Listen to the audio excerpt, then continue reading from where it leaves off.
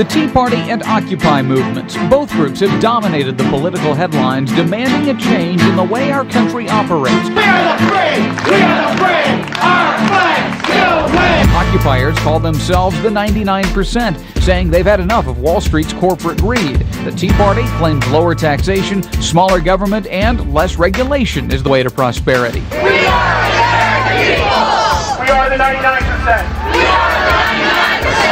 One group has set up camps across the country, sometimes being forcefully removed by police. The other has held political rallies on the steps of nearly every state capital, with some members even throwing their support behind candidates for president. When I was younger, this is not what my future looked like. Two parties with two philosophies on how to change the political landscape in America. Coming up in a Focus 15 event, a first-of-its-kind conversation between both the Occupy Wall Street and Tea Party movements. Live from the Wall Ballroom on the beautiful IPFW campus, News Channel 15 and the News Sentinel come together to bring you this Focus 15 event, Occupy versus Tea Party. Here's your host, Mark Mellinger. And welcome. It is great to have you with us for this Focus 15 special, Occupy versus Tea Party. This is both an on-air and online broadcast, so you are going to have a chance to give your thoughts and opinions. Some of you have done that already. We thank you for that. The rest of you will have plenty of chances over the next hour or hour and a half for those of you who are following us online. So tonight it is just what we said, Occupy versus the Tea Party. The members are sitting up here with me. On the Occupy side, our team is Bob, Sarah, and Max. Welcome to all of you. On the Tea Party side, we have Rick, Lisa, and Emery. It should be a good discussion. We're looking forward to getting it going. We'll do that in just a moment. But first, we're also joined tonight by multimedia journalist Sarah Jansen from the News Sentinel. So Sarah, tell us what you're going to be up to. Well, Mark, tonight I'm going to be standing by with my netbook here, and I'm going to be monitoring social media, Twitter, Facebook, and also my email account to see what everyone's talking about and taking questions and comments to give back to you. Okay, and if you want to follow the conversation on Twitter, just keep in mind it's OccupyTPChat. That's the hashtag OccupyTPChat. Now, we agreed on 4 topics to cover in tonight's discussion. The first one has to do with TARP. Let me start it here. Whoever wants to jump in first, feel free to do it. Who thinks passing TARP, the Troubled Asset Relief Program, was the right thing to do? Absolutely nobody. Nobody is jumping in. Nobody thinks TARP was the right thing to do. Okay, why not? Not at all, man. Well, and we already have applause. Basically what we have here is we've got these banksters running around playing fast and loose with everybody else's money. They made some bad bets, they lost the money, and then they come back to us with their hands out, and we're supposed to feel sorry for them as if we're responsible for them. What about the argument that the government was just doing what was necessary to prevent another depression? I don't see why you need to bail out those particular firms. If you've got the funds together in the same place already, you can do the job of a bank. You can create a new bank. You don't need to prop up the old banks that have already been committing crimes, already been taking advantage of the poor, of people in this country, people who are just trying to live in houses and have mortgages. They're taking advantage of people, and we can create alternative institutions instead of injecting all of the taxpayers' money back into the old ones that have already done us wrong and proven that they can't regulate our economy for us. All right, this is supposed to be a free-flowing discussion. Somebody from the Tea Party side, step up. Yeah, I'd just like to say that you can't take the citizens' money, the taxpayers' money, and put it into failure. And you can't prop up companies that have failed with taxpayers' money. A firm should succeed or fail on its own. They should not be bailed out, with other people's money based on their failures, because that encourages more failure, and it also robs the people of the tax revenues that can be used and should be used for other causes that are legitimate constitutional causes for our taxation. What about the argument, though, that this was such a potentially catastrophic event, that all these financial institutions that were bailed out touch so many other sectors of life, that the government was just doing what it needed to do, both the Bush and Obama administrations, to stave off perhaps another decade like the Great Depression? Well, as we noticed, no one in the audience agreed with the idea of the bailout. It just proves that there's no bankers from Goldman Sachs here tonight. But as far as the belief that we had to have this bailout because if we didn't, it would flatten and pancake the entire economy, the reality is that we could have had a contagion on the bond crisis that would have occurred, and we could have preserved the integrity of the bond system, and yet at the same time taken those bad actors, whether it's Goldman Sachs, Morgan, all those different Wall Street brokerage houses that created and engineered this disaster, and we could have done what we should have done, which was take their entire book net and written it to zero. We should have put them through a structured bankruptcy like we did General Motors. There's no justification for allowing the people who caused the economic crisis to themselves have the greatest profitable year in 2009 that they had ever had. So not only did they blow up our economy, we bail them out, and then in turn they take tremendous amounts of those billions of dollars and give it to themselves as bonuses. This is the way Wall Street operates, some people would say. Bob, Sarah. By the way, what Sarah is doing there, for those of you who don't know, she's saying, I agree with you. That is, I mean, this is what the Occupy movement does. You have hand signals. Exactly. Right? Disagree. So. Okay, that's disagree. All right, I'm learning this as we go along. And then you can tell us to stay on point if we wander and get off topic. Okay. All right, thanks for educating me on that. Well, Bob, you chime in here. I know you feel pretty strongly about this. Well, I mean, I think we all feel that our government has basically given in to a swindle. I mean, these financial actors have controlled our government for a long time. And, you know, TARP's nothing new, in my opinion. It's a continuation of an old practice. 1982, there was a savings and loan. Well, what led to the savings and loan crisis? I mean, Reagan passed the Garn-St. Germain Act, which basically eliminated deposit caps, so banks weren't required to hold as much capital. And when you have those types of pullbacks in what was once sound regulation, then you kind of lead the market to crisis. The market floods in and acts accordingly. So I think TARP is a continuation of a bad practice. Would you guys agree with that? Emery? I would add even more to that and say that we were led through fear-mongering at the need for TARP. We were told that if it didn't happen, it would be a big crash. Well, what do you think would have happened without it? Well, the same thing that did happen. Absolutely nothing, because most of the money that was allocated to TARP has not even been spent. Most of that money, nobody knows where it is. Nobody knows what happened. You know where it's going. Much of it was used to recapitalize. Yes, and there was not a crash like we were led to believe. So that's my main point. Yeah, I agree. I think, you know, if you believe that these institutions that were propped up by this money, and I mean, there's another bailout that most people don't really talk about, which is from the Federal Reserve. I mean, trillions of dollars were spent on top of this congressional money. But, I mean, if you believe that the economy are these few actors, then yeah, I mean, you feel like, well, the economy is just going to implode. But I think if you think the economy is made up of more than just those few firms, there's really, I mean, hardly an argument to prop them up. I think what Bob's referring to, there's the $16.1 trillion that these banks got through the Federal Reserve, which is outside of the Troubled Asset Relief Program that was voted on by Congress. They basically just went to the Fed behind closed doors and got this money in secret. And this is at a time when the gross domestic product of the United States as a whole is $14.5 trillion. So $1.5 trillion in excess of that is the amount that they're secretly handing out to these big banks without us even knowing about it. And this is at a time when we've got 46 million people living below the poverty line in this country.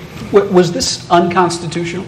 Yes. Does it fit under the proper and necessary clause to protect the general welfare? No? No. Lisa? I don't think there was really any evidence that we actually needed TARP. They didn't provide us with any evidence. They just basically said it and did it. And I think the thing that's the most important on this issue with regards to Tea Party versus Occupy, I think that we are on the same page on this. I absolutely agree with everything that you said. You're 100% right. The problem is that and I think this is a purposeful thing by the government, is that they have refocused what the real issue is. The evil that caused this is not capitalism. Capitalism doesn't do this. The Constitution didn't do this. The Constitution and capitalism Who's saying would not have capitalism and the allowed this. Constitution did do this? They did not do this, and let me tell you why. Who's saying that they did? Well, let me tell you I why. haven't heard anyone say that. Because part of what the discussion has been is that, you know, the bailouts gave capitalism a bad name. That, you know, capitalism is all for the bankers, and just to give money to the bankers and give money to the 1% and the rich. And that's not the case. Capitalism would have allowed those companies to fail, and that's what should have happened. But the other, I promise real quick. The other thing is that, you know, the reason that this happened is not because of capitalism, but because of the government. The government is the one that did this. The government, first of all, as Bob said, this was a swindle, and I couldn't agree more. But the swindle was set up by the government. The federal government did this. First with the repeal of Glass-Steagall, which I know we agree on. I know that's one of your. That's what allowed the banks to merge together to become these big conglomerates. And then they did the Community Reinvestment Act to pass out mortgages to everybody without really any kind of guidelines. Are you both in agreement on the Community Reinvestment Act? That it was government run amok, sticking its nose in business it shouldn't be? Go ahead, Sarah. I don't necessarily feel that getting people in stable housing is outside the realm of the government function. I think when there's a need for something like that, it's within government power to work in ways to fulfill that. However, I don't think home ownership in the subprime mortgages, adjustable rate mortgages, things like that have high default rates are necessarily should be part of stable housing. I think you can solve that without. Do you agree that the government encouraged that behavior? I think with that act it did, yes. Certainly they did, because the banks are not altruistic, as we all agree. They would have, if they could have made money doing it, they would have done it. And so they didn't do it because they knew there was a high default rate.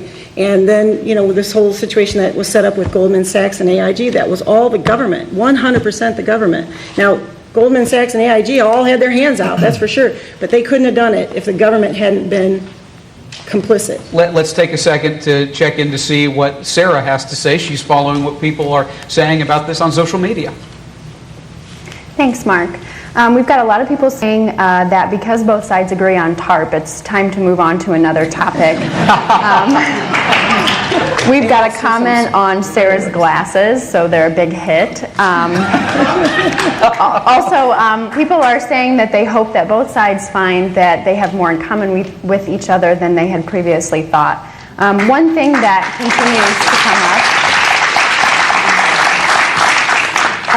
continues to come up that kind of goes along with TARP is the national debt and the crisis that we have there. People are wanting to know what both sides think are some solutions to addressing that problem. Okay, what of it?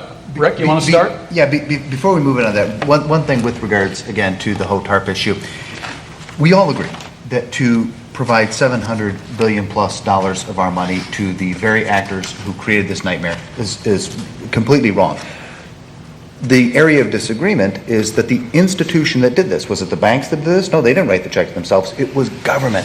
And so we have this incident occur, TARP, the entire bailout of the bankers that caused these problems.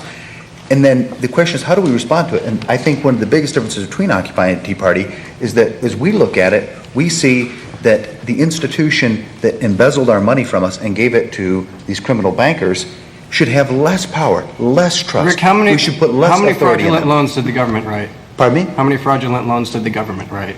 The federal government, in terms of the actual loans themselves. The fraudulent loans, the robo-signing, the indiscriminate gambling of other people's money, that was not the doing of the government. That was big business. The government neglected to do its job in restricting their behaviors, but at the end of the day, the businesses and the banks and the brokerage firms are the ones who actually did what they did. All the federal government did was fail to stop it. No, there's a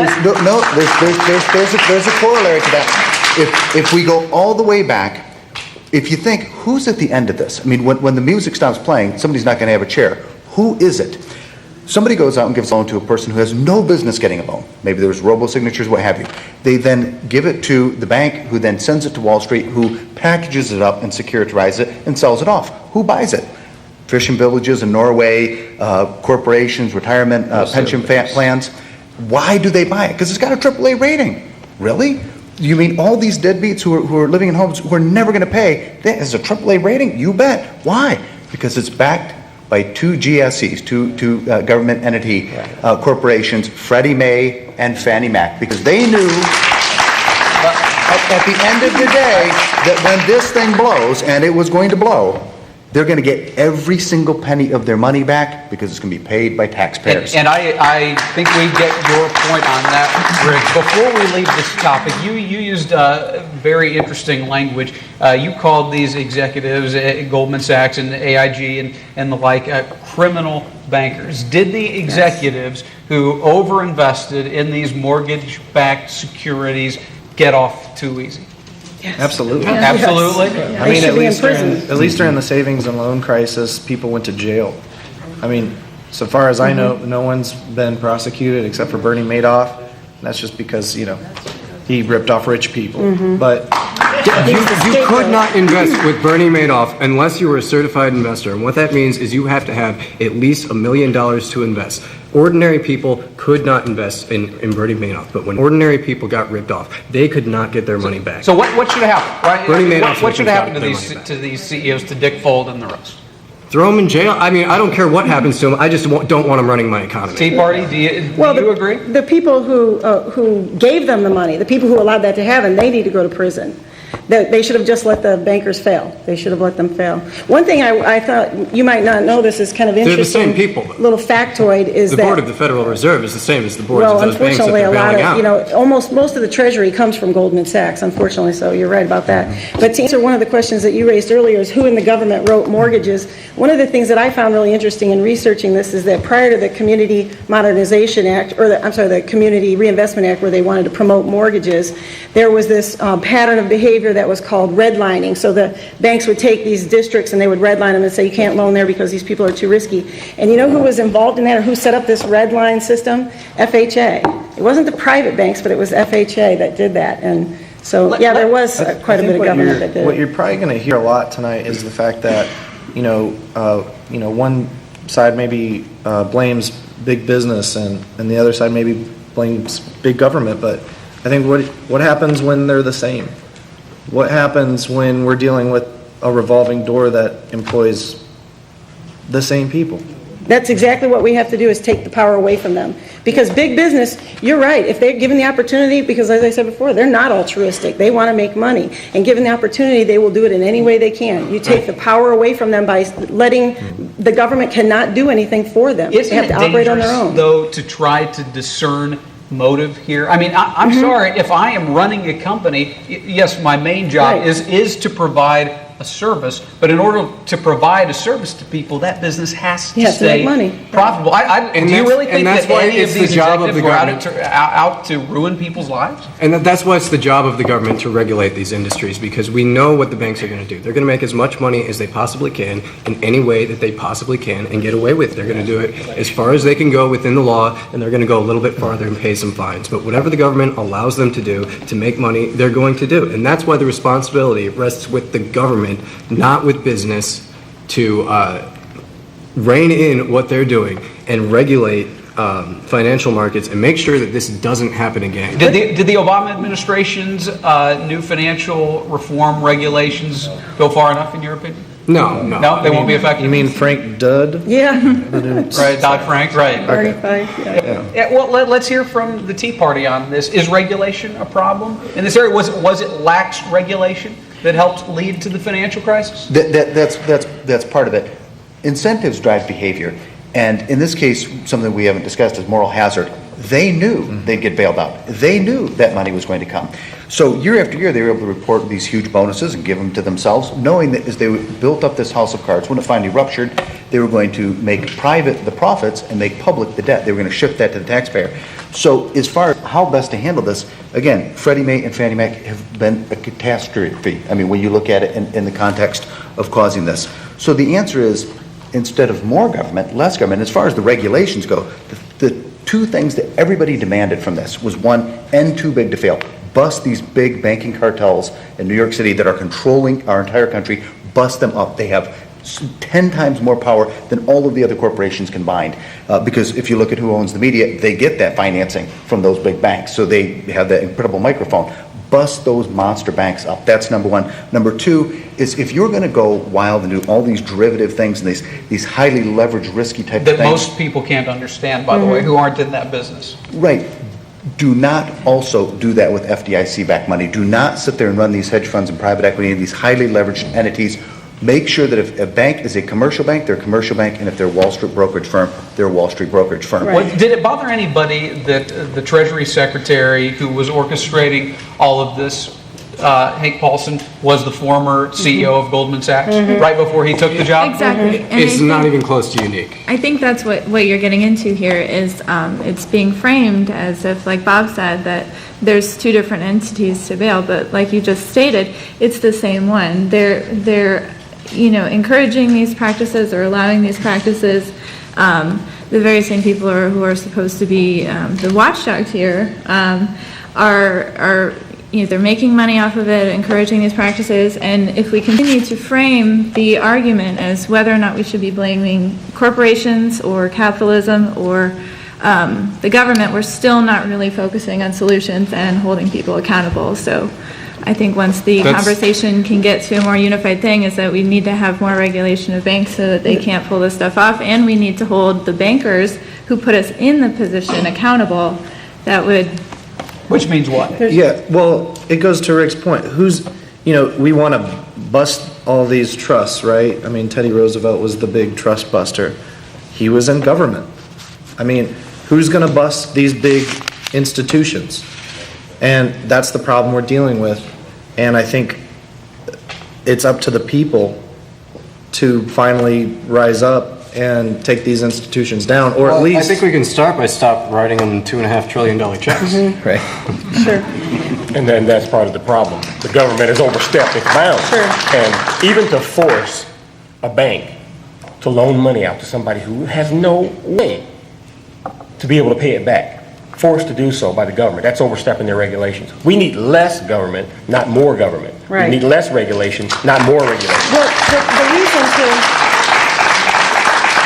We've got to move off of this topic. One more comment. And then we'll The move on only to our reason next to focus it all on who's to blame is so that we can prevent it from happening again. And it was the attempt to regulate that brought this about, because the Commodity Modernization Act, which was sponsored by Senator Lugar of our state, that's what allowed these banks to get involved in what's called credit default swaps. And so they got paid again after they bought insurance on these loans that they knew would fail. Essentially they knew they betting would, against so they bet against Right. them, and then they got paid again. That's why AIG got bailed out, because they were the ones that offered these credit default swaps to the banks. And if they hadn't gotten bailed out, then Goldman would have never got their, insurance money, if that's what you want to The call it. real reason AIG got bailed out is because they paid their insurance. They paid the politicians before they took office, so they Yes. they know who the boss is. Well, they also hold the federal pensions, too. And I think They didn't want them to fail. Well, we may delve into this territory later on in the broadcast. So let's end this issue right there and move on to another one. This is going to be an interesting one. Balancing safety and freedom. And here's what I want to start with. The National Defense Authorization Act, which was just signed by President Obama. It allows it could be construed by some people as allowing the indefinite detention of even U.S. citizens who are suspected of being belligerent without trial. Let me throw this out there. Is this a slippery slope toward tyranny, as some have suggested? That's something that Occupy has kind of kept an eye on as well. Here in Fort Wayne, we've done 2 rallies. We've tried to make those educational, stopping people and explaining to them what's going on, because what's interesting is that most people have no idea what we're talking about. The 2 rallies that we held were some of the only times the local media had ever covered the NDAA or the signing of it, despite the provision in there that, in my opinion, does allow for the indefinite detentions of U.S. citizens without trial, without charge, and The fact that it's even a matter of opinion is cause for concern. Right. Yeah, well, I've read the section of the legislation. And of course I'm I'm no legal expert, but I can see how it would be construed that way. I'm interested to hear from the Tea Party movement on this as well. I think this should be the one area where we should have complete agreement. When it comes to issues of finance and size and scope of government, obviously there's going to be areas we're not going to agree on. But what we're seeing right now is a radicalized move to a high-tech, high-surveillance, militarized police state. We have these fusion centers coming into all these different communities. Almost all of our major cities now are getting rings of surveillance cameras that will be capable of doing face recognition, real-time monitoring, tracking. The moment we start. By the way, I have not fact-checked that particular item, so we're trusting you on it. I sent it to you. Well, actually, there was a great disinformation article by the Associated Press that was in in the various newspapers, and in it they said, it's wonderful, Indianapolis is going to get all of these surveillance cameras for the Super Bowl. And then about 8 or 9 paragraphs down, they finally said, well, actually, it isn't because of the Super Bowl. They're not going to be taken out when the Super Bowl is over. In fact, they're going to continue to install. Almost all of Manhattan, almost all of downtown London is under constant surveillance. So you think we're becoming a police state? You think the United States is becoming a police state? We're putting in the apparatuses of a police state. We're certainly not a police state right now. There's lots of freedoms and liberty. What they're doing is they're putting in the apparatuses. The FAA just approved to have a wide expansion in the number of drones. They're projecting 30,000 drones flying around, covering American airspace in just 8 years by 2020. Is this what the American people want? In London, the feeling of the police state is everywhere, and increasingly it's coming here. The question is, where was the discussion? When did we have the conversation? Do we want these sort of changes or not? I don't remember it ever having occurred. They just suddenly show up, there's your cameras, and here's your new surveillance, and isn't it a wonderful thing? Homeland Security said you need it. Yeah, by executive fiat, these things come down. Bob, what do you think? Is this a step toward tyranny? I think it's a major one. I think it's, say I'm a history major, I went to IPFW, graduated here, and so I see a continuation of policy rather than something out of the blue.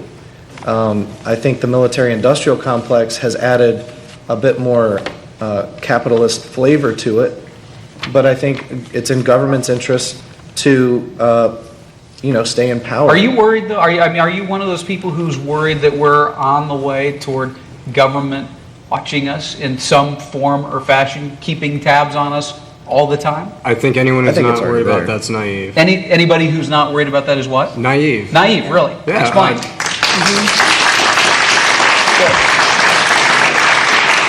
We're seeing more and more of our freedoms being eroded through the surveillance, through the TSA, through all types of government intervention. And a lot of our local governments and state governments, they're not being asked, about these things taking place. They're being forced to do it. They're being brought into all of this at the behest of the federal government.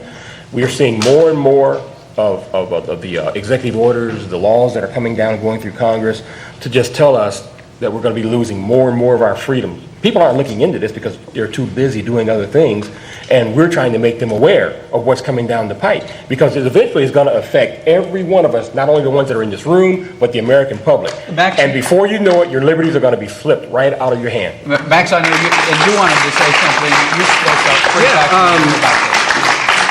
I just think anybody who thinks it's still a matter of question whether or not this government's intruding on the lives of citizens just isn't paying attention. I mean, there were just these 2 attempts at passing laws to censor the internet, SOPA and the IP Protect Act. Both of them failed, and then they just went ahead and started enforcing them anyway.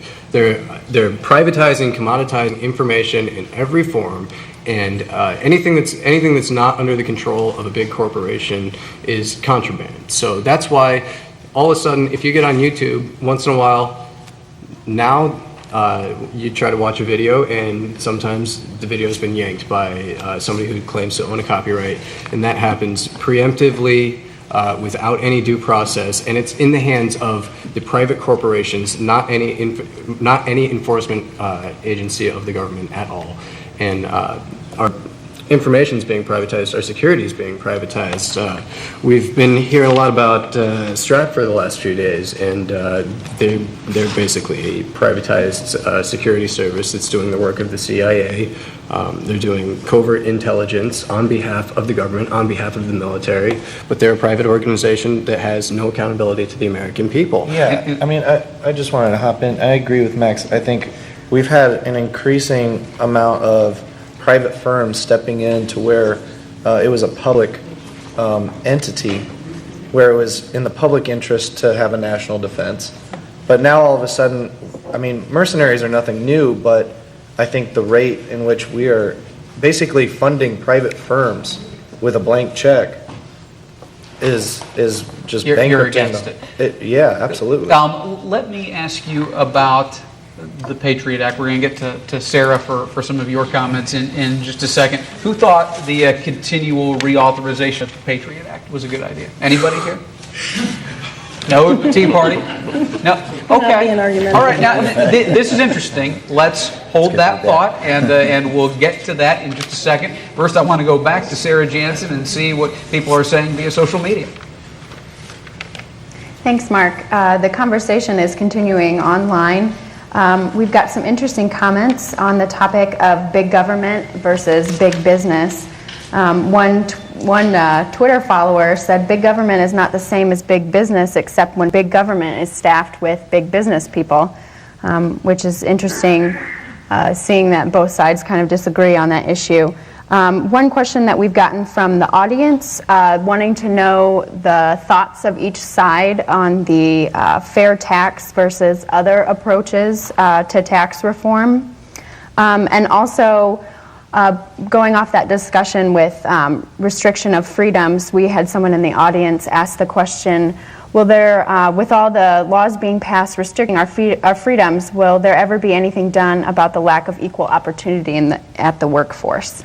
Will there ever be anything done about the lack of equal opportunity in the workforce? Well, maybe we'll have a chance to get to that in a second. I'm not sure exactly what the person is driving at. I don't know that it necessarily has to do with balancing safety and freedom, but we'll tuck that away. Maybe we'll have a chance to get to it. I wanted to talk about the Patriot, which, as you all know, allows for things like roving wiretaps. What would you say to those who say, and this, by the way, is I think what the federal government has been saying, this is necessary in this day and age. Fort Hood and 9/11 have proven that terrorism is a unique animal. It is fierce, it is aggressive, it is agile, and we need to be vigilant like we never have before in watching for it. This is nothing new. Throughout all of history, governments have had a boogeyman. Now, if you read 1984, it's just perfect. There's always the boogeyman. We have to take all your liberties and freedoms from you because the boogeyman will get you. Why does the government want to? Okay, let's say that your assertion is true. Why would the government want to take our liberties from us? It's easier to do the job of governing if you have total control. I think that's all there is to it. Sorry to interrupt you. Power corrupts, and absolute power corrupts absolute. And what I've seen in politics is if somebody gets elected as a village clerk, they want to be the treasurer. And if they're the treasurer, they want to be a state rep. And if they're state rep, they want to be a senator and then congressman and president.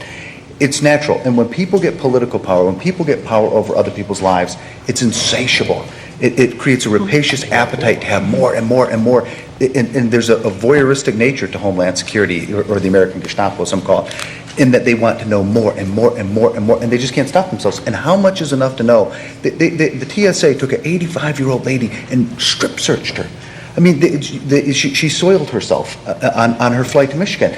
These things that are happening are just, they're absolutely unbelievable. They're sitting there giving these searches to little kids trying to get on airplanes. Like they think that their parents are going to use them as terrorists. Are we all in agreement on, I'll take myself out of it, but are you six all in agreement on it? One thing that troubles me is that the very same people who say we need these because of terrorism, we need to know what's going on, then they don't even allow the use of the term terrorism. They don't want to call terrorists.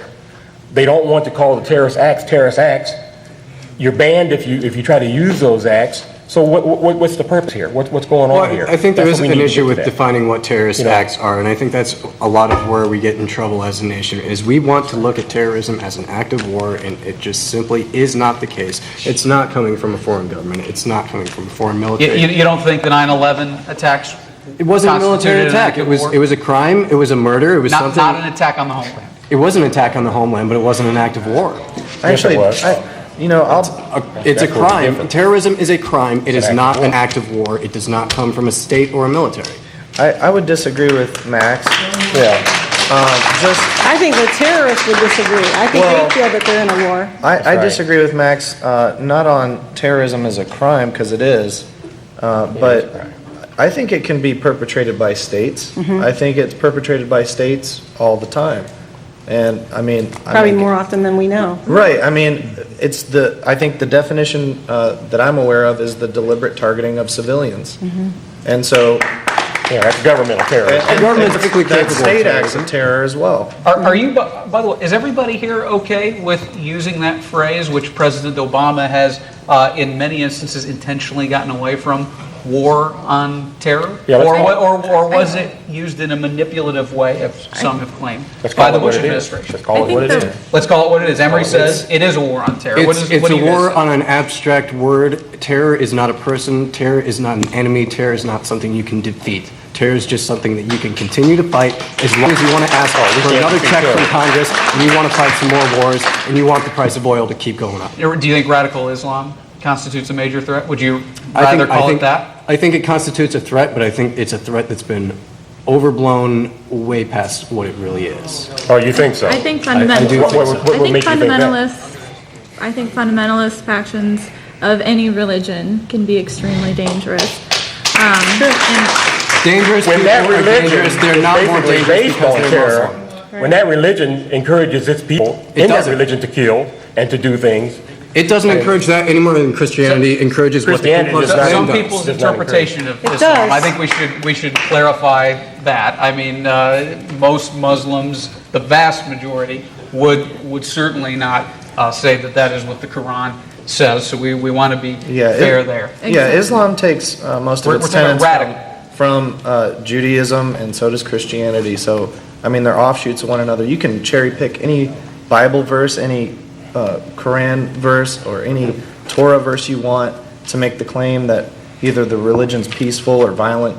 But at the end of the day, I mean, people act. It's not necessarily, I mean... The problem is not It's that not the religion. there's this violent religion out there that wants to kill people for some reason. The problem is we're going all over the Middle East, stomping through other people's countries, dropping military bases as we go, killing people, dropping bombs, leaving drones flying in their airspace. And Well, what should we do with suspected terrorists? Put them on trial. we should give Put them them on trial like U.S. Put give them them the on same trial, rights give as them due Americans. process just like any other criminal. We did that with the crimes of Nuremberg. I mean, Germany had its period of Nazism, and we had the Nuremberg trials, and we tried genocidal actors in that instance. So Their crimes are no I mean, excuse we're for us to talking ban the about Constitution. a way worse crime than a few guys in caves planning attack against a state actor. I mean, But those they guys gotta in try. caves killed 3,000 people. Well, those guys in a country killed 6 million. So if we can try people in that instance, we can have trials here. So they're arguing, and tell me if I'm putting words in your mouth, you are arguing for due process for suspected terrorists. Due process for the Constitution. worst. Okay. Tea Party. Due It's the process for Constitution we're everybody. arguing for. And Tea Party, I'm interested in getting some reaction to that. you want to try a terrorist under whose laws? Under our laws, Well, our you wanna try 'em Constitution. under our laws and not Especially when they're United American States citizens like Anwar al-Awlaki and his 16-year-old The son. Constitution doesn't apply to someone who's not a citizen. Anwar al-Awlaki was a United States citizen, born in the United States. So was his 16-year-old Okay, one son, person who was out of also the pair. assassinated One- in a separate incident. Yeah, one a person out of the 16-year-old terrorist. American citizen was for the- murdered by the yeah, government but for with the no most due part, process. Most of the people that are at Guantanamo and some of the other places where they're incarcerated, they are not American citizens.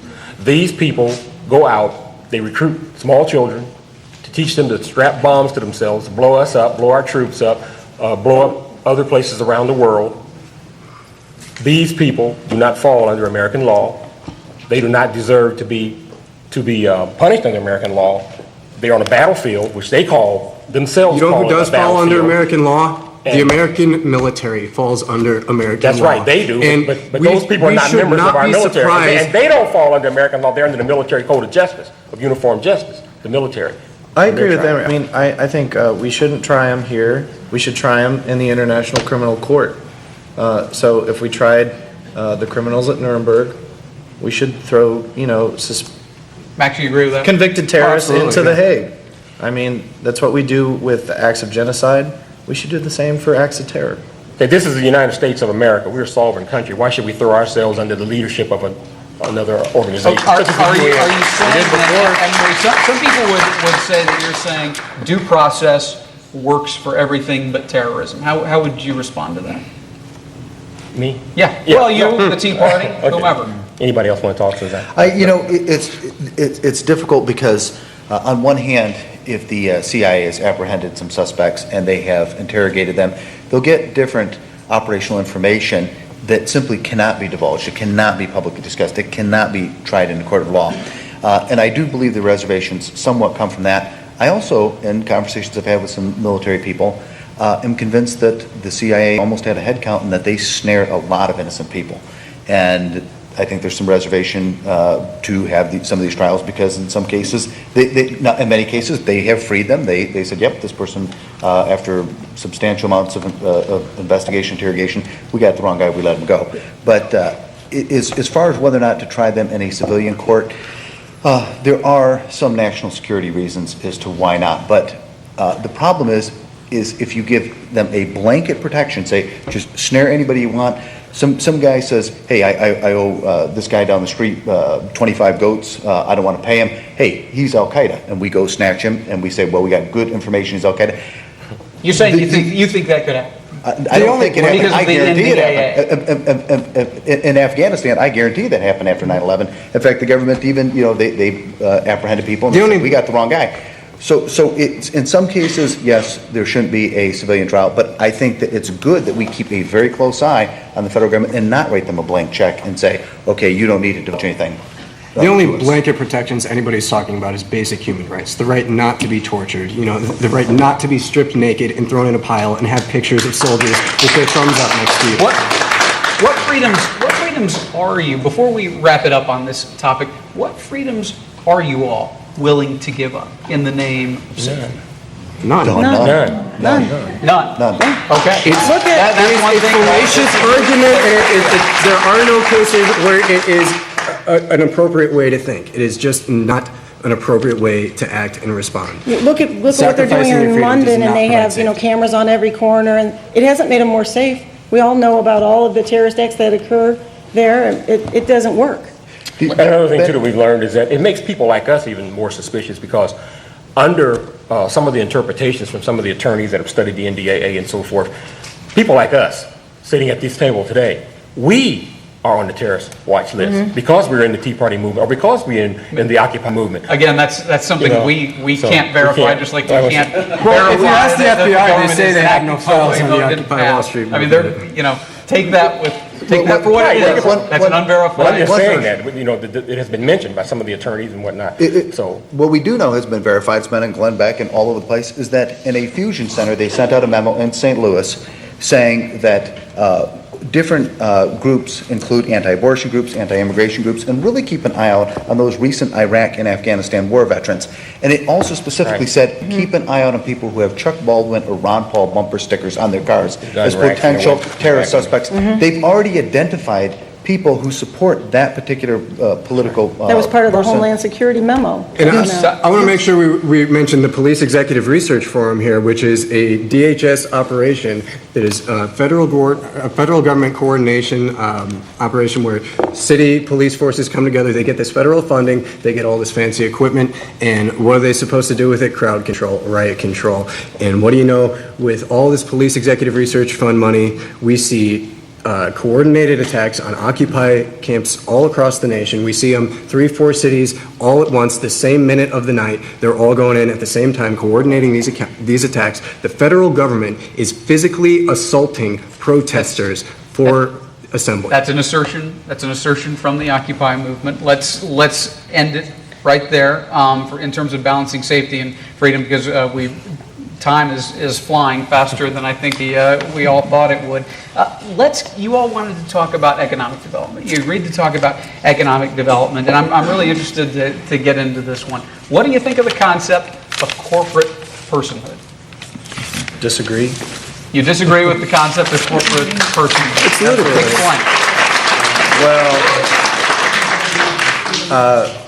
Well, there's a saying. Are corporations people? I heard someone say, I believe a corporation is a person when I hear them fart. I don't know. I feel like most people agree that property shouldn't have the same rights as people. And when we get into the area in which corporations have been just bestowed actually more rights than living, breathing persons, I mean, that's dangerous. But they're representing the interests of groups of people, some would say. Well, certain people, right? They're shareholders. I think outside of that group, there's very little recognition that a corporation would benefit. I mean, people. I mean, I think a corporation is a structure, it's a legal fiction, not a person. What about the Citizens United decision? What does the Occupy movement think of that? This was the decision that said corporations can spend money. We'll get to both sides.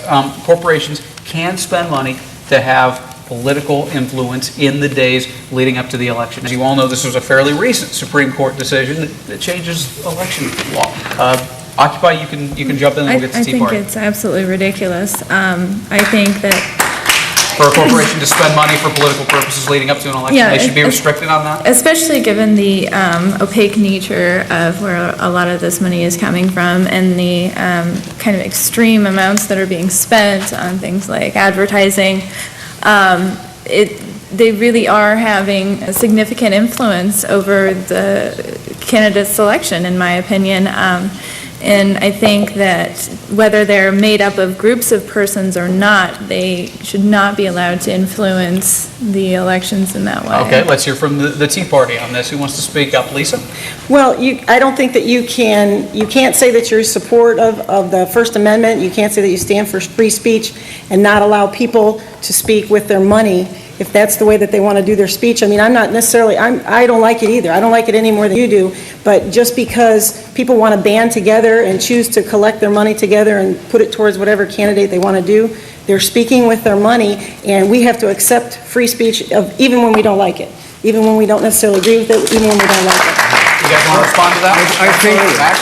I think it's more fiction. Corporations are not people. Money is not speech. A dollar bill is... Well, corporations can't donate to campaigns. That's still against federal law. Well, they can't That was donate not to turned over campaigns, but they can use their money for political influence. They can come together as people. They don't need to donate to campaigns. Why would they donate But to you campaigns? can't, that's when they not can your do it right to themselves? stop them. You can't. I'm not You may not like it, but you have to stand by your principles, which is I free think speech it's not and freedom. the right of the Koch brothers to spend $200 million influencing a couple dozen elections so that they can get the policies that will make them even more rich. And this is what they do every election cycle. They do it in state government, they do it in federal government, they do it in the But at the same time, George Soros can do it, MoveOn.org can do it. Right. Okay. Are you familiar with George This is America. Soros? This is a free country, and what people do with their money is up to them. Bob, go ahead. Go ahead, Bob. Okay. I think corporations, if they want to vote, should be given the right to vote as shareholders. They shouldn't be. Well, they can vote as people. They can vote as a corporation. When you're dealing with, let's say corporations have all the chips. I mean, they have all the speech all of a sudden. If your side has more money, you have more right to speech than corporations than I do. get a vote where the legislation is actually written, which is in these ALEC conferences where corporations sit on boards and have votes just like the people. And Max is right on that. Many of these legislation bills, the original Glass-Steagall was 32 pages long, worked perfect, it was great. Wall Street said, we hate that thing. I mean, it's stopping us from embezzling all this money. So they got rid of it, and now the Dodd-Frank is over 3,000 pages long. It does not end too big to fail, and it does not invoke the Volcker Rule, break up the commercial banks from all the Wall Street casino stuff. So Max is right there, but where I completely agree with Emery is there's a lot of hypocrisy with regards to this campaign financing. You complain about corporations making contributions to influence politics. What about unions? Yeah. Nobody comes. Who's defending the unions here? And so you can't complain that corporations are spending money to influence elections and say, but it's fine for unions. Who said, but it's fine for unions, right? The federal government? Are you saying? Nobody at this table Nobody said, at that but table it's is saying. Absolutely not. No, it's not. you'd hold unions to the same. It's not fine for corporate entities, whether they're corporations, unions, or nonprofits. The point is, big money should not be able to buy an election. Doesn't necessarily Common matter. sense. People donate Let's put it in the law. and contribute to wherever they want to, and the result of it is up to the people. Right.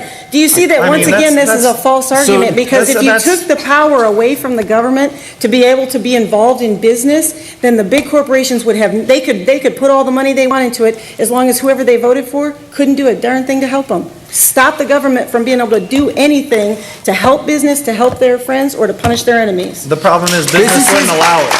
Corporations, Business would not allow it. Okay. Well, we This- have to stop them. One thing also with regards to hypocrisy, we hear a lot about the Koch brothers. Koch brothers Family Trust has given $167 million to influence elections since 2000. Since 1979, George Soros has spent $8 billion.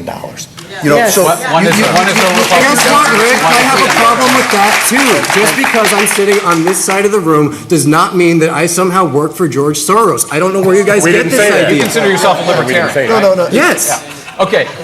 I'm a Ron Paul man, too, Rick. I voted man. for him in the last election. It's I don't just think getting you know fun. that you do, but you do. Sarah, let me ask you, what are people saying over there on social media? Well, Mark, just like we have a heated debate at the tables, we've also got a heated debate going online. I'm getting more questions than I know what to do with. But going off of Bob's comment about corporations farting, we had one audience member ask, when will Texas execute a corporation?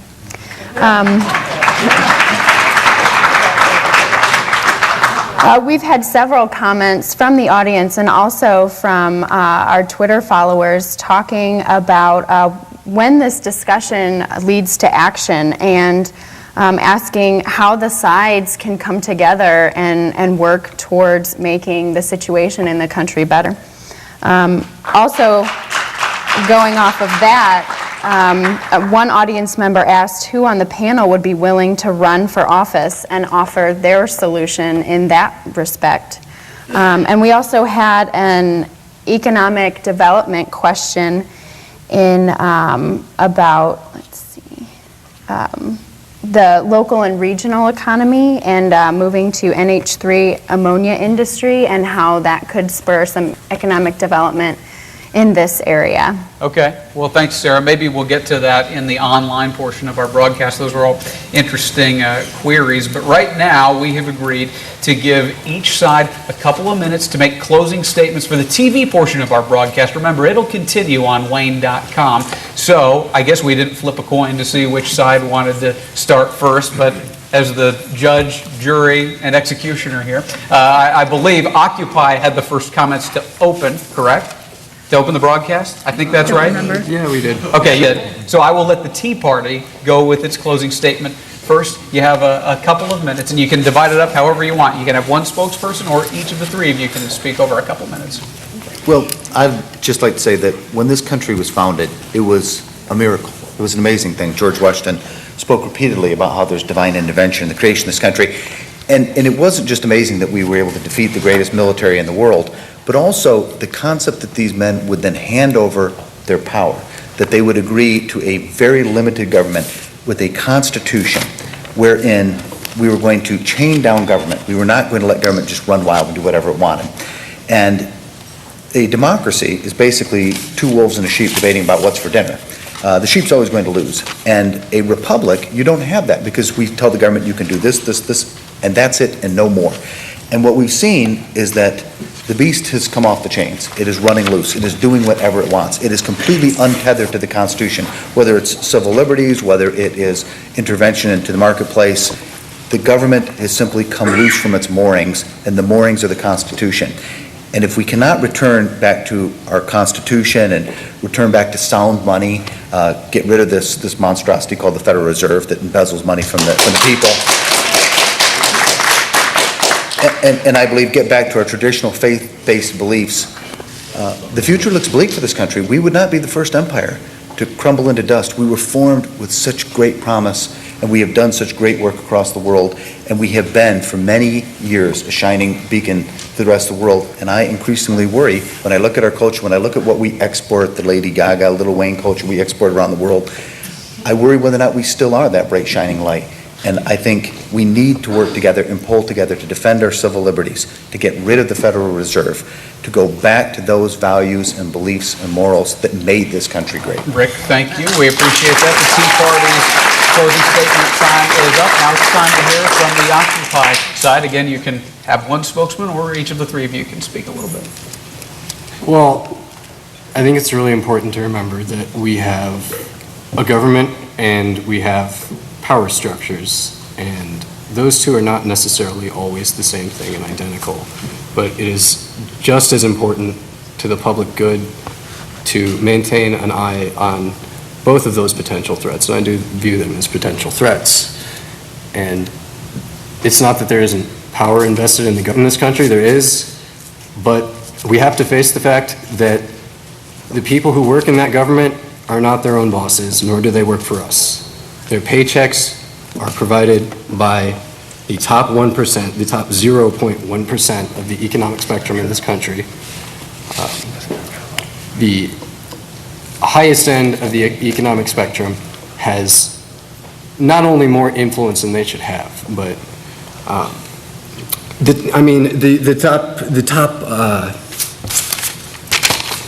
top 25% of the money that's been spent so far in the Republican campaign so far has been by the top 5 donors. 5 individuals have spent 25% of the money on this election. If that is democracy, then I mean it's time to check out if that's democracy. That's not democracy. We have about 30 seconds left. I would just say, I think the IMF, which is the International Monetary Fund, has said it probably the best. I mean, America has become a banana republic, an oligarchy. So the claims that we're a republic or a democracy, they're both wrong. We're controlled by a handful of elite interests with a lot of money.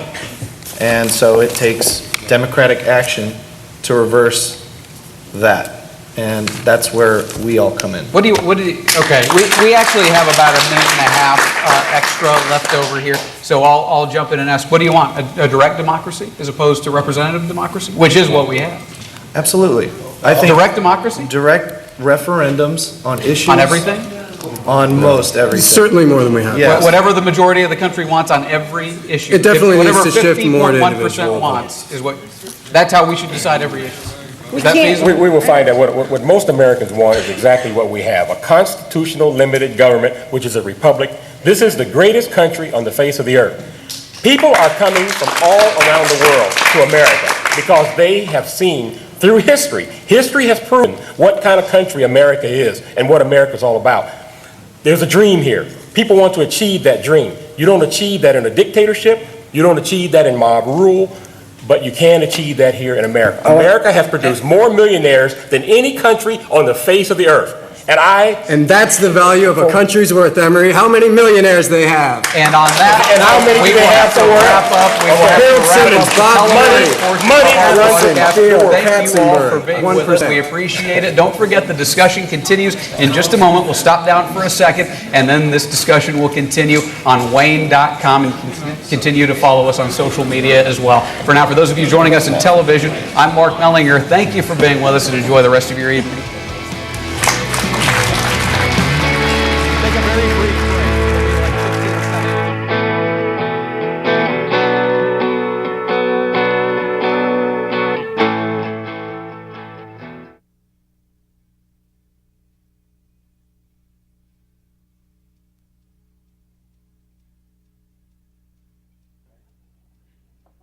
Well, they have to.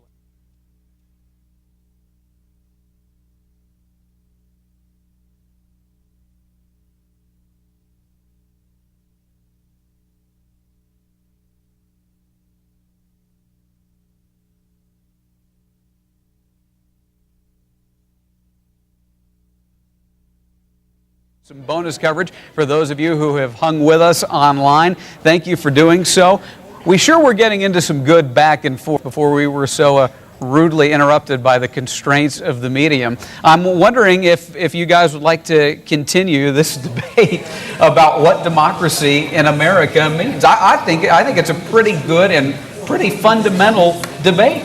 Right. Yes. And you know, I think America is great, but I would just say it's because of Americans, not Yes. because Right, we're the greatest resource. the wealth. It's of money. It's through the wealth of values that we share, and the commitment to community. We want to see each other succeed, and I think we should hold on to those values. So Yes. for me, it's less about, you know, as some would say, a redistribution of wealth. It's more of a realignment of our values. Well, I think the thing that's really important too, Bob, is that you're right that it is American people. American people are wonderful. So are people in other countries too. Absolutely. The reason that, and I know you're not saying otherwise, but the reason that Americans have been so fortunate and so prosperous in both monetary means and in freedom. We're the freest country in the world. That's the most important thing. And it's because of the structure of our republic that allowed for Americans to be free to do what they want to do. If it's to become a millionaire, then to become a millionaire. If it's to become a person who gives all their money away, then to do that as well. I want to pick up, by the way, you can answer that, but I want to pick up on what you meant by a realignment of values. That's a little bit provocative. What do you mean by that? Well, I feel we've valued, you know, and it's been kind of drilled into us from the time, at least when I was young, you know, watching Saturday morning cartoons, and you get advertised to every 5 minutes on something that you don't need, but that people feel should be advertised that you do need. So I think over time we've become... We've overconsumed? We've overconsumed, but we've been kind of lied to about consumption, that consumption creates happiness. And I just think that that's not true. I think our families, our communities, the relationships that we have create value in this life. I don't think anybody on this panel is going to disagree. Does anybody disagree with that? No, but it's not the role of other people to put values on to others. I mean, we can all agree. I think we can all agree, and we can come together and decide what we think we ought to support. But the principle in this country, the most important, in my opinion at least, is that we have freedom. So if your value is different than mine, I might not agree, and I may, tell you what mine is, but I don't have the right to make you follow my values. Outside the realm of legislation and actually forcing people to have your values, ultimately, I think that's the only thing that's really going to provide any kind of a real solution for the To problems. force people to have your values? Is that what you said? No. Outside of that, I think changing our values is the only thing that's going to have any real impact on the problems that this country has. And would you agree with Bob that the value that needs to be changed is this mistaken notion that consumption and having stuff is what will, among others, what will make us happy? Ultimately, I think it's even bigger than that. I really think it's mostly centered in the urge to participate and be approved of and be a part of the group. And there's a lot of football team mentality that goes on in the politics that we have today. And honestly, I think that's because the genuine attitude that a lot of people have about it isn't much different from the attitude that they have about sports. They have a team, they want them to win. They know they want their team to win. They know how their team wins, but they don't really think too much about, concretely in the real world what it actually means when they cast their vote in a certain way. And I think people need to value their votes more. Yeah, go ahead. When you speak of virtue is what made America great. To repeat a president, Ronald Reagan, he said America's great because America's good. Yes. And that's the truth. And America was a country that was born on strong beliefs in God, religious freedom, and so forth. We passed down our Judeo-Christian ethics, through the years. People, you don't have... Why only our Judeo-Christian ethics? I'm just curious. Because that's what America was based upon. I don't think everybody got that. I'm sorry. Just why does it specifically have to be Judeo-Christian ethics? Because that's what America was based upon at the time. That's what brought America into being. If that's a relevant part of the story that they're Judeo-Christian ethics and not just good ethics. But wait a minute. But over time, other religions have moved to America. You still have freedom under the Constitution. practice your religion. Nobody has said they can throw anything out, and we can see But the that way you more said and makes more it sound now like those that people who more are and more not religions Jews or are Christians here, are always and gonna be outsiders in they this are country practicing because their it's found to be a religion, Jewish and nobody's Christian. killing people for practicing their religion. I mean, it's an unassailable fact that at the time of the signing of the Constitution, around 99% of the population was Christian. Right. And It's also an even- unassailable even- fact that even- wasn't written to our Constitution. No, it's. That's another one of those unverified assertions, by the way, for those of you scoring at home. But if we look even 100 years ago, if we were to look at the country, overwhelmingly Christian. So to say that, no, the history of this country is not an overwhelmingly Christian population, just simply isn't I'm accurate. sorry. I mean, our founding fathers were from the elite colonialists that came to this country. What about the Native Americans that were here way before? What religion were they? Well, This country was by the there. signing of the Constitution, most of those who are on the eastern side, have become Christian. As far as those with indigenous beliefs, there's a whole variety of different through really indigenous persuasive Those who had not become dead. actions, yeah. They became Now, corpse Bob, so are you saying you want to turn the country back over, get Caucasian people out of here and give it all back to Native No, Americans? we should acknowledge some heritage that isn't Caucasian. What's that? We should acknowledge some heritage that isn't Caucasian, Okay. especially when they were here If first. you want to talk about the values and influences of our founding fathers, I think it's a mistake to talk about after the Constitution was, of everything that happened, after the Constitution was signed and all the Indians were dead. The values that founded this country are the same, we like to think of religious freedom and everything like that. The founding fathers didn't believe in all those rights for everyone. They didn't believe in them for minorities, for women. Yes, they did. It was written by a bunch of rich white property owners, and No, that's not true at all. It's an opinion. It's a statement of It opinion. is I an think opinion. everybody would acknowledge that. Let me ask you this. Is there an American creed, a basic American creed, that people of all stripes can sign on to? That we believe in the dignity of individual people. We believe in basic rights for everybody. We believe in basic political rights and freedom of expression, right to live life within bounds. I mean, is there... Would you all say that's an American creed that we can all sign on to? I think I'd like to think so, but I think you have to ask whether No. or not people believe that that's what America should be, or whether or not that's what they're experiencing in America. Because if you talk to different minority groups and in disenfranchised groups, then no, this isn't a place where we have equal opportunity, equal freedom. there are a lot of very angry Afghans right now who would not agree that we believe in basic human decency for all people because... That's available here in America. But I think everybody agrees, and again, let me know if I'm putting words in your mouth. I think everybody here agrees that's what we want to strive for, right? Yes.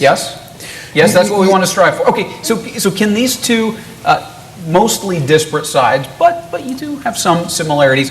Somebody asked Sarah, our multimedia reporter over there, can anything come out of tonight that even looks like a solution to solving some of the country's problems? What do you two think? Can we just begin to reach some common ground? I think we can, and I think we already have. I think our mutual, thank you, our mutual interests are definitely there, and I think we can both agree that an intrusive state into our lives is bad, but also an intrusive government controlled by elite interests, by big moneyed finance interests. And when you have... Does the Tea Party sign on to that? I absolutely. If you look at the influence, again, of that cartel of major banks, their power is terrifying. And if you look at the Federal Reserve, QE1, that was the process wherein they bought up $1.25 trillion. Quantitative easing, right. Quantitative easing, the first quantitative easing, they bought up all of these securitized mortgages. They paid $1.25 trillion. They're probably worth $300 or $400 billion. So they pocket hundreds of billions of dollars. Then they have QE2, where they purchase up about $600 billion in treasuries that were worth maybe $400 billion. Stick a couple $100 billion more in there. Any person, unless you're working with Goldman Sachs, who has a moral conscience, and that would be contradictory working at Goldman Sachs, but any person who has a moral conscience is going to say that's monstrous. Why are we not in the streets with pitchforks and torches? I mean, my goodness, we've got to do something about this Federal Reserve. So I think that's one area that we can have commonality. I think if people knew exactly what the Federal Reserve did, how it's debased our currency, it would be virtually everyone except Goldman Sachs. Okay, we're going to get to Sarah here in just a second, but I want to, does the Occupy movement agree with all that about the Federal Reserve? Yeah, I mean, I think, well, for me personally, the idea that we can centralize currency in the hands of a few just creates that concentration of wealth that we are And you know, print it fighting when we deem against. necessary, all that. Sarah, Max, you agree? Oh, if I can quibble a little bit, I'd phrase it differently. I don't think, I mean, I wouldn't want to attach the Occupy name to it, but I certainly agree with that, and most of the people I know would agree Okay, with it. let's get to Sarah now. We are finding a little bit of common ground. I'm interested to see what else people are chiming in with via social media. Sarah? Thanks, Mark. We got one recent tweet that wants to make Max president, so that was interesting. We've gotten a variety of questions here, just trying to pick out some good ones, directed at the Occupy movement. If capitalism and personal responsibility is not the best way, how do you suggest that we redistribute the wealth of the country? Also, going back to some of the corporation controlling the country, and how, if there's a good way for corporations to influence people, are there any corporations that have done that? And also more interest in discussing economic development. Okay, well, we'll get back to that. In fact, we will in just a second. Is this a fair tag, by the way, for the Occupy movement, that you favor a redistribution of wealth, greater equality among Americans, that everybody should have the same amount of stuff? I think that idea is out there, but is it a fair tag? I think it's unfair to say that to want a fair system automatically has to mean that we want everybody to only be able to have this much or all the same. That's not at all what at least I think the panel would say. What Occupy for me wants to do is to basically be inclusive to those who, because they lack wealth or corporate influence, who are being increasingly underrepresented by their representatives. Most of us are not doing very well, and a very select few of us are doing really, really, really well. And that, I think, is what we are trying to address and trying to make aware about, is that it shouldn't be that So way. a greater equality of outcomes, that's fair to say?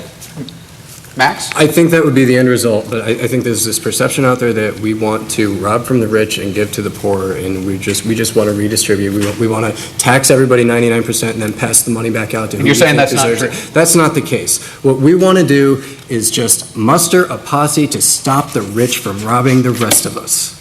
We're not trying to rob them. They are robbing us blind. That's how they got so rich in the first place. That's how you can end up with people who are worth hundreds of millions of dollars, as if they've actually produced something for the economy that's worth something. It's not a fair valuation. All right, Tea Party. Yeah, Bob, go ahead, and then Just we'll one get to the quick Tea thing. Party. I mean, I would say, we want a fair shake of power. We want a stake in we want to be able to have a voice in the government that's supposed to represent everyone, and I feel like they should be subservient to living, breathing persons, not, created legal fictions like corporations. But let me ask you, okay, when you say and this is a common cry from I think all political corners, when you say the people don't have a voice, I mean, is it, at some level, is that not a little bit of a naive concept? I mean, there is no united, homogeneous people with the same views on practically everything and the same sets of interests. That's kind of Right? our point, though. I Right? mean, the political system wants you to believe that there are two opinions and you can choose from one of the two. And we want to open it up to a broader range of opinions and actually have a conversation that goes on, and not just a choice between the lesser of two evils every 4 years. Tea Party, what do you think about everything you've just heard? We'll get back to economic development and government and finance in a second, but let's keep this going. One of the things I was thinking as Max was talking about redistribution of wealth is that even though I think that a lot of the things that you guys are doing are great. There's a lot of positives to come from Occupy, but there are a lot of people within the group that do, and I think you would have to admit that if you're being honest, that there are a lot of people within Occupy that do support redistribution of wealth. And I don't think that that's what the three of you are trying to say. And you're not responsible for everything that every single person within Occupy across the country says, but by the same token, when you see that kind of, when you see that permeate through these different kinds of attitudes, like, we want to head in the direction of more government control, we want to take the wealth from the rich. What the Tea Party would like to do is we want people to be held accountable just like you do. I know that's what you want too. We want them all to be accountable. That's what we want. We want everyone to be accountable, not just the rich, but everyone's accountable. And Max, I know it's a crude way of saying it, but it's what comes to me right now. What do we then do to the rich to make things more equitable for all Americans? What would you propose? If I only got to do one thing, the most effective thing that I think we could do is raise the capital gains tax. That is how the top 0.1% moneymakers in this economy, none of these are people who have jobs, by the way. They don't do anything. They just invest their money. They have people who invest it for them, actually. They do nothing. The top 0.1% of the economy makes 50% of their money on what's described legally as capital gains, and 50% of the money that is made under the capital gains law goes to the top 0.1%. Let's tax that money. They don't need it. We do. They're getting it from us in the first place. Realtors who don't make millions of dollars. That's an example. Small business people. Are taxed on capital gains. I would say, more democracy needs to be in the workplace. And I think that's been understated. What do you mean? Are you going back to the comment that somebody gave us via social media earlier that there's not equal opportunity for men and women for advancement, for pay in the workplace? Yeah, that's what I got out of that comment, even though it was kind of out of nowhere. But I think right now, workers are under attack. Not just by a decrease in wages.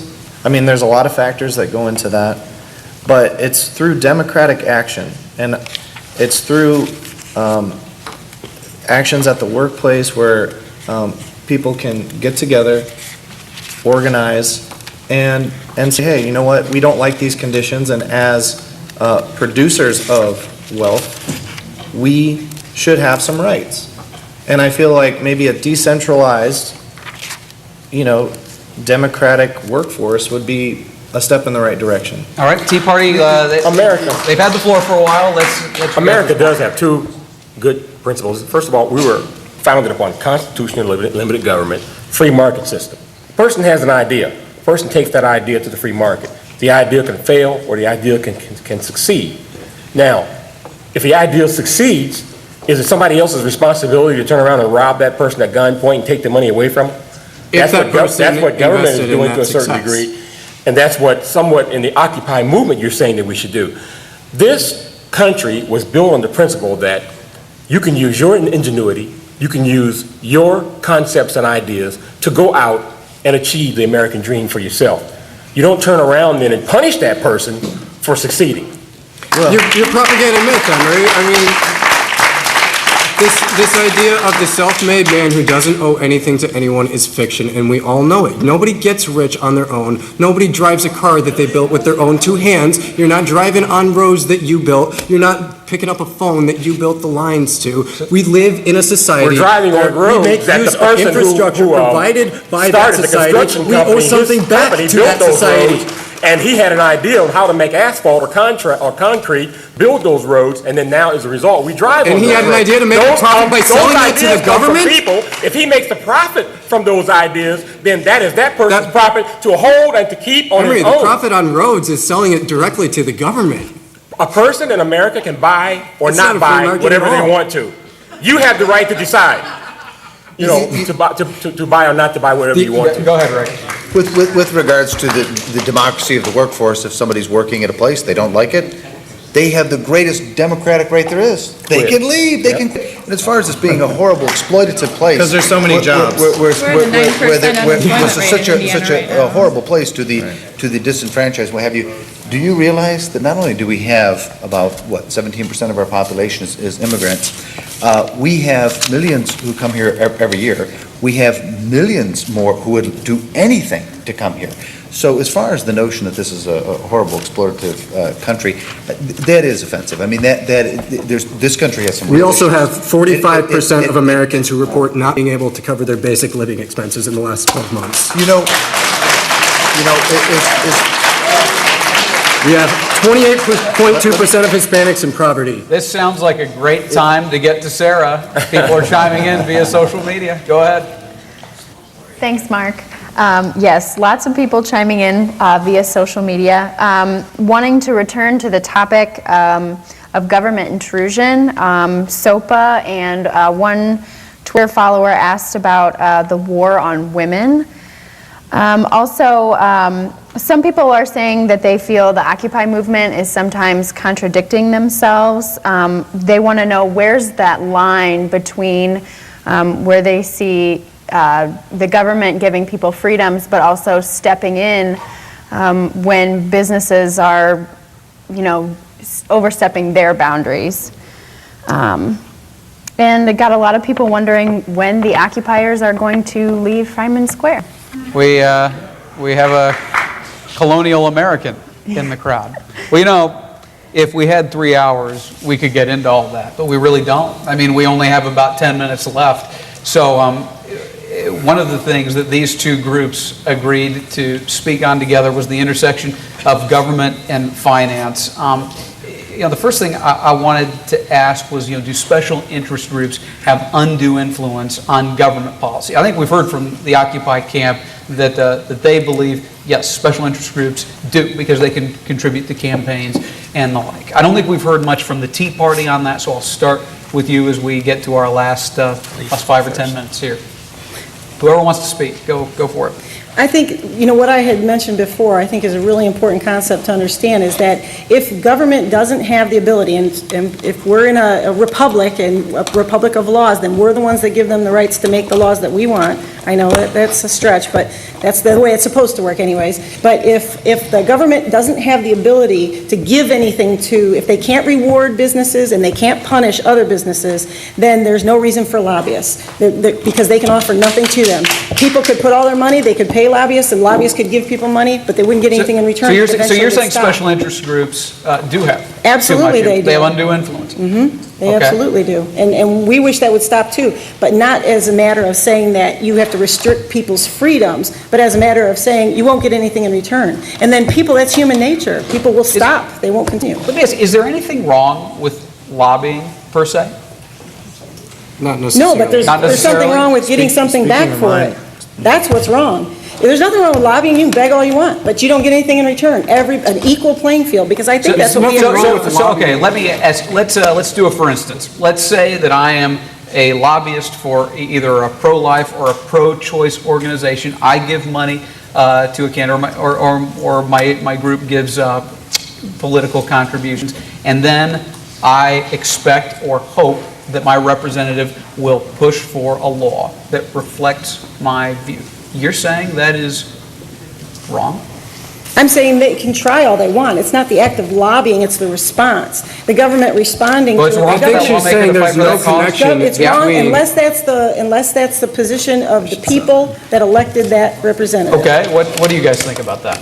It sounds to me like she's trying to claim that there's no connection between the hundreds of thousands of dollars, for example, that Goldman Sachs has paid to Barack Obama and John Boehner and Eric Cantor and both sides of the political aisle at the top level. No, there's absolutely no connection between that and the reward that they get. You're 100% right. You're Every time absolutely you right, make a donation that size, you will get something in return. But you shouldn't. That's the thing, is if we don't let people, if we stick to what the Constitution says, and that's what we keep coming back to, and I think one of the differences between our groups is that we want to restore the Constitution. The Constitution is not being followed anymore.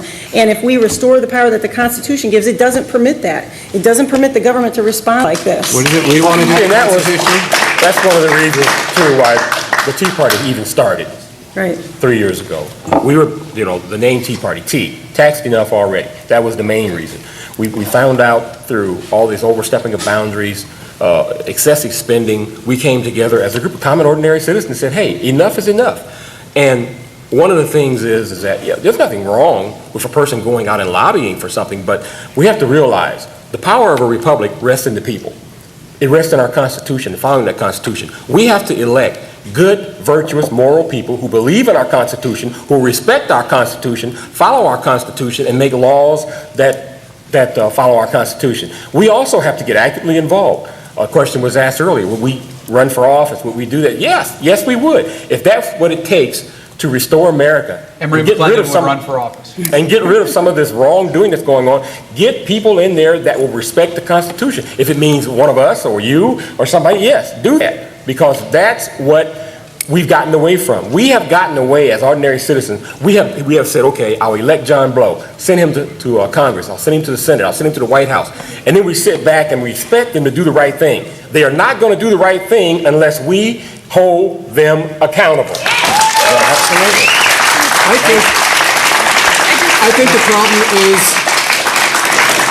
we hear somebody talking about the Constitution and saying that they're all for the Constitution, and we automatically assume that it's true. And when somebody starts holding the Constitution up, then we automatically line up behind them. And we fell for that under George Bush. We fell for that under Barack Obama. I'm not going to fall for it anymore. Wait, the Tea Party's always using this Constitution line. No. I don't mind it. No, I have to disagree with you there. George W. Bush, in a book written by his evangelical counselor, called the Constitution a GD piece of paper. George W. Bush was never the champion of the Constitution. That's the point. He never made that a big. When Ron Paul ran in 2007, and he was up there, he was saying, "I am the champion of the Constitution." People were laughing at it. They were treating it like that was a joke. No, George W. Bush never said he was the champion of the Constitution. He launched 2 wars without a declaration. He fought 2 wars for freedom, Rick. Say